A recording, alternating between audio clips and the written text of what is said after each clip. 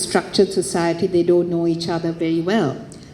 Is that what fiction gives you, that freedom? It gives you the freedom to imagine them as human beings, in this case, or actually any historical figures. And what I love about fiction that does this well is that it brings kind of imaginative embodiment of these characters. And when I really like something that's doing it, you get the sense that the writer is trying to use the characters to work out something. In my case, to try and capture through Yasodhara the process of human life and suffering, and also freedom from suffering that the Dhamma brings. So that was kind of exciting to try to work through with them, and to also get to know them and to grow to love them as characters, and to I mean it's intimidating. So I think I decided to do the most obvious thing, which I always tell my students to do, which is when you are with a character that's foreign to you or that you're intimidated by, try and give them an aspect of yourself. So Yasodhara has an aspect of myself that I've never given to any character, which is a very private part of me, a part of needing to retreat into myself in order to feel refreshed. And what she loves about Siddhartha is that he has the same thing. And he's not going to be one of those men who senses this private self and tries to stomp in and plant themselves in it. And to Siddhartha, I gave vocation, the call of vocation, the ruthless call of your vocation, which is what I have as an artist. You're called by something, and sometimes it's a bit bewildering, and sometimes it can cause you pain. But the call is so great that you must fulfill the call. And in this case, the call is also tied to his karmic destiny. So just hearing the passage you read, there is also another thing you have turned on its head, which is the fact that Siddhartha was not immune or protected exactly from life around him or suffering or old age, that actually he was a very different kind of individual. And that was a deliberate decision, right? Yes, because I felt that, I mean, when you read the Buddha's sermons, it's very clear to me that here's a person who understands suffering in a very personal way. You see that through the metaphors, really. You really feel that this is somebody who absolutely had gone through it himself. And so I wanted his journey to also capture that, but obviously one of the metaphors of the novel, or the sort of the spine of the novel, is this idea of netted birds who are trapped under a net of samsara, and they're suffering. And Siddhartha is the first one to break through the suffering, and because he breaks through, then the others, one after the other, have the ability to also break through. But the story doesn't really work unless everybody's trapped in this samsara, and everybody's also experiencing the poisons of greed, hatred, and delusion, which is a kind of basic Buddhist concept. So all the characters have these concepts in them, except they are fully fleshed characters with backstories and motive for why they do the things they do. There's an amazing amount of research that you would have done for this, and it's just because a lot of people believe that when you write fiction, you don't have to do so much of research, but I know you did the research. Would you like to talk a little bit about that? About how you were directed to what readings you had to do, and how what path you followed? Well, I mean, I've always, even from starting with Funny Boy, I've always done research. And I've learned very early that you have to locate the correct academic who can help you, who understands what a fiction writer is trying to do, and who can then guide your reading and research. And I was very lucky to meet this man, Christoph Emmerich, at University of Toronto. So the process of research was quite easy because he knew exactly what I was after because he was a reader of fiction, and he knew how to direct me.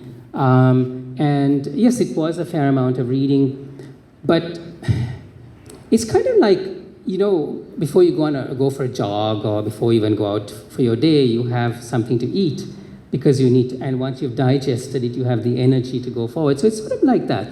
I digest the research, but then once I begin to enter the world, I'm not thinking of the research because it's digested in me. I'm trying to find the door into the world so I can live in the world, or really to live in Yasodhara's consciousness. You know how today when people talk about science fiction or fantasy, they talk about world building. And I realized, when I've been reading this novel in parts over and over, you actually build a whole world of ancient India, down to details of food, of dress, of relationships, and the agency that a lot of women have. Like as you mentioned, Yasodhara can choose who she marries. Do you want to talk a little bit about the women's world? Yes, that was one of the real surprises of the research, was to discover that in the Buddha's time, women were freer than they were in the centuries after that in India, and that they could choose who they married. They could, if they were widows weren't burnt on the pyre, and widows remarried were free to remarry. The groom paid the bride a dowry. There was no child brides. And women were free to move around. And also women were rich in their own right. And especially the courtesans were rich business women in their own right. So this was, it wasn't a great situation by our standards, as it would still be reasonably oppressive. But it was interesting to realize that actually people were a bit freer than they would become subsequently, especially once sort of Brahminical India began to take root, because then women simply became not quite human, but just empty vessels to be filled with male volition. They didn't exist in their own right apart from their men. And I think that's where Yasodhara comes into her own, because when Siddhartha decides to leave, she's not willing to just accept it, even though it might have happened in that time of society. What does she do? What goes through her? You show her in a myriad of ways.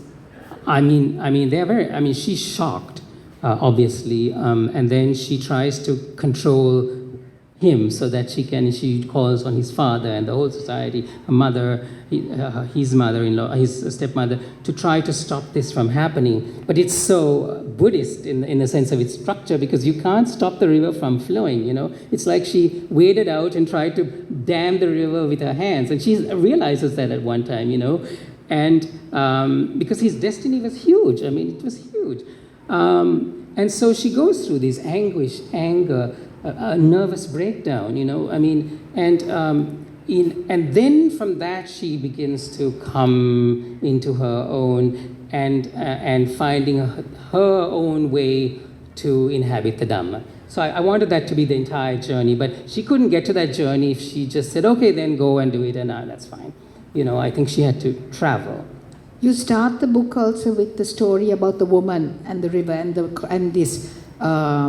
The image of the river, the flowing river, is constantly throughout the book. I was going to read that little part at the end. One of the. Okay, if we have time, let's see. We can have a couple more questions. This is something I didn't talk about earlier. Was you actually do something I never expected you to do, because this book is about Yasodhara, but you also depict Siddhartha very, very sensitively. Was there a tussle, because you are on the side of Yasodhara, but you're also able to see his point of view? Yeah, that was hard to do, because it is her story, so I have to give her the prime kind of point of view. I think that initially I tried to make him unsympathetic, and then I realized that that's not working. It doesn't even make sense. It's not what I believe. How can this man who has come up with this philosophy of compassion and nonviolence and violence and kindness not be all those things himself, So what I made ruthless was his vocation, the call of it, and then just kind of went from there. When he comes back in the novel, Rahula sort of confronts him about, abandoning him, and he says to Rahula, look, yes, I did that. I will not deny I did that, but you can only accept that if you accept that the gift of the Dhamma that I brought back was worth that. And Rahula initially says, I don't accept it. So I accepted. I mean, and so it's interesting that, people are always asking me, how do you handle unsympathetic characters? Like, how do you handle bad characters? And I always say by inhabiting their point of view and seeing it from their point of view. But Yasodhara is a protagonist. She's a good character, and yet I had to give her full emotions around this abandonment, while at the same time thinking that my answer to that question would have been, it was worth it, because look what it's given me, and look what it's given people throughout the ages. Now, you also, I was surprised when I read the book. So it's a very structured society. There were two instances that surprised me. One is when she goes as the wife of the minister of the area, and she has no servants, and she has to do all her own work, which was a complete shock to her. And the other was when Ananda becomes a merchant, yes, even though he did not belong to the merchant class. Did you find those in your readings of the breaking of structures? Well, certainly there's this gap between 16 and 29 in the Siddhartha and Yasodhara story. So this is where the fiction writer can come in and to ask, well, what would they have done in that period? And to also not just ask the question, but also to create that in a way that is part of my bigger idea of these people going through various experiences to achieve, in his case, the Dhamma, in her case, freedom, right? So I had this idea that they would go to this distant northern province, and two things would happen there. I mean, I don't want to give away too much of the book, but two things that would happen there, one, and separately. For her, it would be one thing, and for him, it would be another thing, and it would add to their different journeys in the book.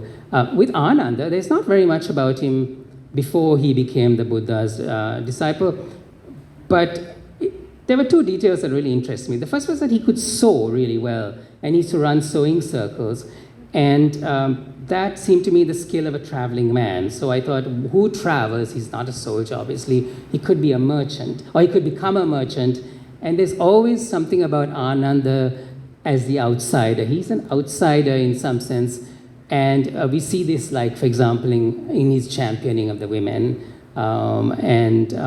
so I sort of wanted to bring those two. I mean, he's sort of my favorite character in the Buddha stories. There's something about him I love, his humility, his humor, and so I wanted to somehow, and I mean, there's a little tiny sense in the Pali Canon that he and Yasodhara are friends, because he's doing things like trying to find mango juice for her because she's got she's got a stomach ache and stuff like that. So I figured they had some sort of a friendship before, a bond before.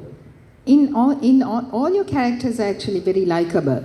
Even Yasodhara's brother, who in common belief is the anti... Yeah, the villain, the antagonist. But you don't go there at all. Well, I mean, he acts as an antagonist, but he's also... But also with the reason of taking care of her, yeah, and looking out for Rahula. Yeah. And so there's always a very sympathetic view that you have towards him as well. Yeah, but he also has his injured ambition. His ambition, what he thinks he should have is much greater than what he's capable of. And I think from that comes his destructive behavior. And what's interesting is that no matter what he does, she loves him because he's her beloved brother. Was this a difficult book to write? Did you have to throw out chapters? Did you have... I threw out the first 100 pages, and then then of course there were those things where, like, I'll give you an example of something that's not in the book because I didn't know how to bring it in. People in that period would have had memories that are far, far greater than our memories. They could remember more than we could. Their memories to us, if we encountered them right now, would seem superhuman because they had to memorize everything. But there was no way to say that in the book because the book does not. I tried to create a scene around it, and then it was kind of a dumb scene whose point was to make this point. So there were things like that I had to extract from the book. And did you have a good relationship with your editor in the editing process? Was there something that you were very keen on retaining, but the editor was not sure about? Yeah, no. not at all, because she really grasped the novel, and she grasped something that I had a question about, but I couldn't find the answer for, which was that everybody knows this story. So where do you start the story, a story that everybody knows? And so she suggested I start with the news that Yasodhara receives that Siddhartha has resurfaced as the Buddha, so that then that's already on the page and we can move on. And then it also allows for dramatic irony, because the reader is now reading the book, understanding what has happened. And that's a huge challenge for a writer, which I was kind of took on with a lot of fear, because I must make the reader feel engaged enough with these characters and want to follow them even though they know what has happened. And so I don't know if that works or not. As I think I've said to you before, I just, it's like jumping off, without a safety net, No, I think you did it quite well, actually, because you read the first dukkha, you have interspersed it with the dukkhas, yes. And then you have the other chapters. And so you read the first dukkha, but then immediately you're taken into Yasodhara's early life. Yes. And then you're keen to see where this is going. This is not the first period piece you've written. Cinnamon Gardens was also a period piece. How different were the two experiences? Well, I mean, Cinnamon Gardens, all the characters are invented. Here you're talking about historical figures who have also been invented, by the way. A lot of what we consider the stories of these people are actually inventions, such as the idea of this closeted Prince Siddhartha who didn't know that people grew old, died, or got sick. That comes much later on, and scholars kind of date it to, I think, somewhere around the 3rd century AD. And remember, you told me about the Jataka stories, yes. That perhaps you'd like to share that with the audience of how they came into being and that process. Well, I went to see Ranjini Obesekara, who's this wonderful scholar. I just mentioned her, and she's a great influence on my work. And she just finally translated the 4th Sinhala Jataka book, and she gave it to me, and she said to me that what people don't know is that originally Jatakas were just a few lines. And then the Sinhala writers and scholars took this and extrapolated on it and wrote these fantastic stories. And that these fantastic stories then moved all over the Buddhist world, all over as far as Indonesia. And as they moved, they changed and became different with time and place.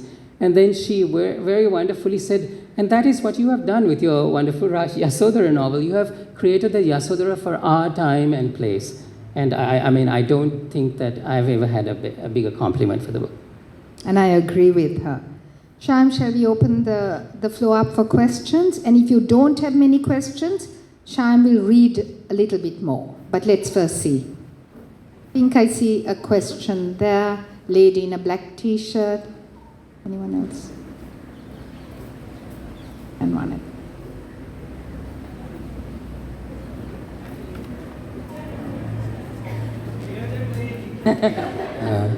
Hello, I'm the lady in the black t-shirt, that's fine. I apologize, I need glasses. No problem.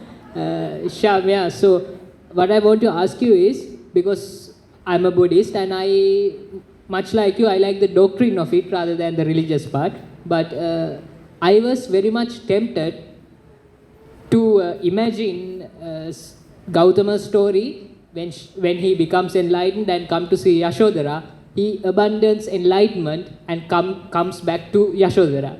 Were you ever tempted to end the story like that? Like, forget about enlightenment, forget about giving people out of suffering, I just love you. A cheesy romance, sort of. But that's a Mills and Bones. So I didn't understand. So, I mean, you're asking if I was tempted to end it with his coming back after being enlightened. Yeah, and were you tempted to change certain stories that were said about Yashodhara and Gautama in a way that where, totally change it rather than trying to adapt it to the modern society? I think I was more interested in trying to adapt the story more to our time.